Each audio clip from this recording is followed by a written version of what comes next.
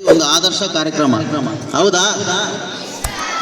ಈಗ ನೀವು ಗಿಡ ಯಾರ್ಯಾರು ವಹಿಸ್ಕೊಂಡಿದ್ದೀರಾ, ಪ್ರತಿಯೊಬ್ಬರು ಏನೇನು 4 ಜನ 5 ಜನ ಇದ್ದೀರಲ್ಲ, ಅದನ್ನ ಬೆಳೆಸೋ ಜವಾಬ್ದಾರಿ ನಿಮ್ದೇ. ಯಾರು ಚೆನ್ನಾಗಿ ಬೆಳೆಸಿರ್ತೀರ ಅವ್ರಿಗೆ ಪ್ರತಿ ವರ್ಷ ನಾನೇ ಬಂದು ನಿಮಗೆ 3 ಪ್ರೈಸ್ಗಳನ್ನು ಕೊಡ್ತೀನಿ. ಪ್ರತಿ ವರ್ಷ ವೀಕ್ಷಣೆ ಮಾಡ್ತೀವಿ.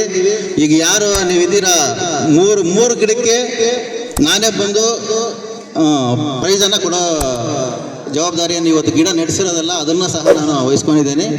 ದಯವಿಟ್ಟು ಆ ಗಿಡಗಳನ್ನ ಬೆಳೆಸೋ ಜವಾಬ್ದಾರಿ ನಿಮ್ಮದೇ ಆಗಿರುತ್ತೆ. ಎಲ್ಲ ಬೆಳೆಸ್ತೀರಾ? ಒಂದು ಗಿಡನೂ ಹಾಳಾಗಬಾರ್ದು. ನಾವು ತಂದಿರೋ ಇವತ್ತು ಏನು ಗಿಡಗಳಿದೆ ಎಲ್ಲ ಗಿಡಗಳನ್ನು ಬೆಳೆಸ್ಬೇಕು. ನಾವು ಗಿಡ ಯಾಕೆ ಬೆಳೆಸ್ಬೇಕು, ಯಾಕೆ ಬೆಳೆಸ್ಬೇಕು ಹೇಳ್ರಿ? Very good. ಆಮೇಲೆ ಏನೇನು ಕೊಡುತ್ತೆ ಗಿಡ ನಮಗೆ?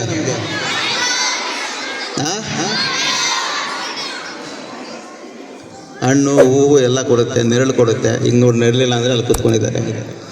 ಗಿಡದ ಮಹತ್ವ ನಿಮಗೆ, ನಿಮ್ಮ ಪೀಳಿಗೆಗೆ ಬಹಳ ಇದೆ. ಯಾಕಂದರೆ ಗೊತ್ತಾ, ನಮಗೆ ಒಂದು ವರ್ಷಕ್ಕೆ ಒಬ್ಬ ಮನುಷ್ಯನಿಗೆ ಎಷ್ಟು ಆಕ್ಸಿಜನ್ ಬೇಕು ಗೊತ್ತಾ? ಯಾರಿಗಾದ್ರೂ ಗೊತ್ತಿದೆಯಾ? ಒಂದು ವರ್ಷಕ್ಕೆ ಒಬ್ಬ ಮನುಷ್ಯನಿಗೆ ಎಷ್ಟು ಆಕ್ಸಿಜನ್ ಬೇಕು ಯಾರಿಗಾನ ಗೊತ್ತಿದೆಯಾ? ಆಮ್ಲಜನಕ ಎಷ್ಟು ಬೇಕು ಅಂತ ಗೊತ್ತಿದೆಯಾ? ನಿಮ್ಗೇನ ಗೊತ್ತಾ ಸರ್? ಒಬ್ಬ ಮನುಷ್ಯನಿಗೆ ಒಂದು ವರ್ಷಕ್ಕೆ 703 kg ಆಕ್ಸಿಜನ್ ಬೇಕು. 703 kg ಆಕ್ಸಿಜನ್ ಇದ್ರೆ ಮಾತ್ರ ನೀನು 100 ವರ್ಷ ಆಯಸ್ಸು ನಂಗಿರುತ್ತೆ. ಒಂದು ಗಿಡ ಎಷ್ಟು ವರ್ಷಕ್ಕೆ ಎಷ್ಟು ಆಕ್ಸಿಜನ್ ಕೊಡುತ್ತೆ ಅದೇನ ಗೊತ್ತಾ?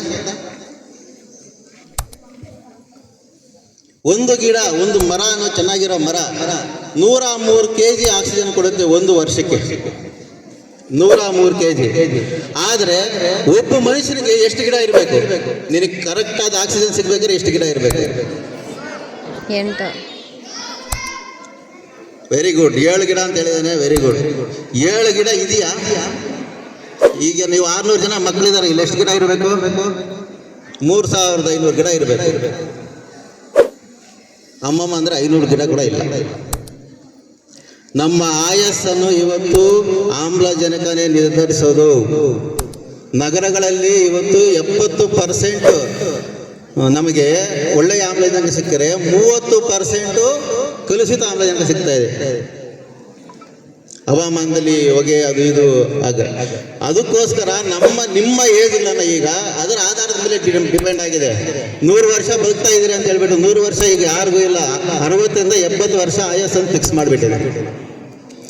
ಅದಕ್ಕೋಸ್ಕರ ನಿಮಗಲ್ಲದೆ ನಿಮ್ಗೆ ಆಮ್ಲಜನಕ್ಕೋಸ್ಕರ ಆದ್ರೂ ನೀವು ಗಿಡಗಳನ್ನ ಬೆಳೆಸ್ಬೇಕು. ಬೆಳೆಸ್ತಾರ ಎಲ್ಲರೂ? ಪ್ರತಿ ನಿಮ್ಮ ಹುಟ್ಟು ಹಬ್ಬದಕ್ಕೆ ನಿಮ್ಮ ಮನೆ ಸುತ್ತಮುತ್ತ ಎಲ್ಲೋ ಒಂದು ಕಡೆ ಗಿಡವನ್ನು ನೆಟ್ಟು ಬೆಳೆಸ್ಕೊಂಡೋದ್ರೆ ನಿಮಗೆ ಒಳ್ಳೆಯ ಆರೋಗ್ಯ ಮತ್ತೆ ಆಯಸ್ಸು ಸಿಗುತ್ತೆ. ದಯವಿಟ್ಟು ಇವತ್ತಿಂದನೇ ಶಪಥ ಮಾಡಿ, ನಿಮ್ಮ ಹುಟ್ಟುಹಬ್ಬ, ನಿಮ್ಮ ತಂದೆಯವರ ಹುಟ್ಟುಹಬ್ಬ ಯಾವುದನ್ನ ಇದ್ರೆ ನಿಮ್ಮ ಮನೆ ಸುತ್ತಮುತ್ತ ಎಲ್ಲೇ ಆಗಲಿ ಗಿಡ ಬೆಳೆಸೋ ಜವಾಬ್ದಾರಿಯನ್ನು ಹುಟ್ಟುಹಬ್ಬಗಳಿಗೆ ಬೆಳೆಸ್ಕೊಂಡಾಗ ಮಾತ್ರ ಕನಿಷ್ಠ ನೀನು 10 ಗಿಡ ನೆಟ್ಟಿದ್ದೀಯ ಅಂದರೆ ನಿನ್ನ ಆಯಸ್ಸಿಗಾದ್ರೂ ಒಳ್ಳೆಯ ಆಮ್ಲಜನಕ ಸಿಗುತ್ತೆ. ಮಾಡ್ತೀರಾ ಕೆಲಸ? ಯಾಕಂದ್ರೆ ಮುಂದಿನ ಪ್ರಜೆಗಳು ನೀವೇ, ಮುಂದೆ ಈ ಸಮಾಜ ನಿಮ್ಮದೇ. ಮುಂದೆ ಆಕ್ಸಿಜನ್ ಕೊರತೆ ಅಂತೂ 100% ಆಗುತ್ತೆ. ಬೆಂಗಳೂರಲ್ಲಿ ಆಲ್ರೆಡಿ 60% ಒಳ್ಳೆ ಸಿಕ್ಕಿದ್ರೆ 40% ಕಲುಷಿತ ಆಮ್ಲಜನಕ ಸಿಗ್ತಾ ಇದೆ. ಈಗ ನಿಮಗೇನೋ ಪರವಾಗಿಲ್ಲ, ಇಲ್ಲಿ ಒಳ್ಳೆ ವಾತಾವರಣದಲ್ಲಿ ಇದ್ದೀರಾ. ಹೇಳ್ಬೇಕಾದ್ರೆ ಇಲ್ಲಿ 90% ಆಮ್ಲಜನಕ ನಿಮಗೆ ಈ ಆದರ್ಶ ಶಾಲೆಯಲ್ಲಿ ಸಿಗ್ತಾ ಇದೆ. ಅದೇ ನಗರದಲ್ಲಿರೋ ಶಾಲೆಗಳಿಗೆ 70% ಆಮ್ಲಜನಕ ಸಿಗ್ತಾ ಇರೋದು. ನೀವು ಒಳ್ಳೆ ವಾತಾವರಣದಲ್ಲಿದ್ದೀರಾ, ನಿಮ್ಮ ಅದೃಷ್ಟ ಇಲ್ಲಿ ಸೀಟ್ ಸಿಕ್ಕಿರೋದು ಎಲ್ಲಕ್ಕೂ. ಅದಕ್ಕೋಸ್ಕರ ಗಿಡ ತಪ್ಪದೇ ಬೆಳೆಸ್ಬೇಕು.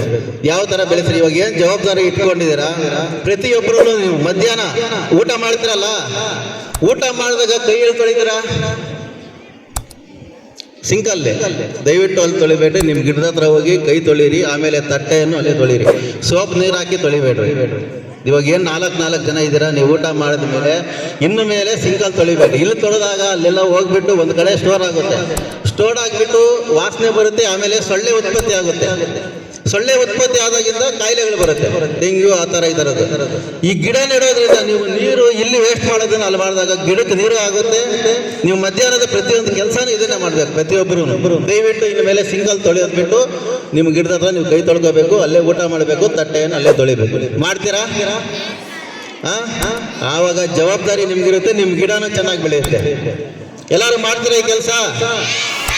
ಸಿಂಗಲ್ ತೊಳೆಯೋದ್ರಿಂದ ಏನಾಗುತ್ತೆ ಎಫೆಕ್ಟ್ ಗೊತ್ತಾಯ್ತಾ? ನಿಮ್ಮ ಆರೋಗ್ಯಕ್ಕೆ ಪರಿಣಾಮ ಬೀಳುತ್ತೆ. ಇಲ್ಲೇ ಒಂದು ಕಡೆ ಸ್ಟೋರೇಜ್ ಆಗುತ್ತೆ, ಎಲ್ಲ ಸೊಳ್ಳೆಗಳ ಸುಟ್ಕೊಂಡು ಡೆಂಗ್ಯೂ ಆ ಥರದ ಕಾಯಿಲೆಗಳು ಬರ್ತವೆ. ಅದಕ್ಕೋಸ್ಕರ ಇವತ್ತಿಂದ ನೀವು ನಾಳೆಯಿಂದನೇ ನಿಮ್ಮ ಗಿಡದ ಜವಾಬ್ದಾರಿಯನ್ನು ತಗೊಂಡು ನೀವು ಊಟ ಮಾಡ್ಬೇಕಾದ್ರೆ ಕೈ ತೊಳಿಬೇಕಾದ್ರೆ ತಟ್ಟೆ ತೊಳಿಬೇಕಾದ್ರೆ ನಿಮ್ಮ ಗಿಡದ ಹತ್ರದಿಂದ ತಟ್ಟೆ ತೊಳಿರಿ.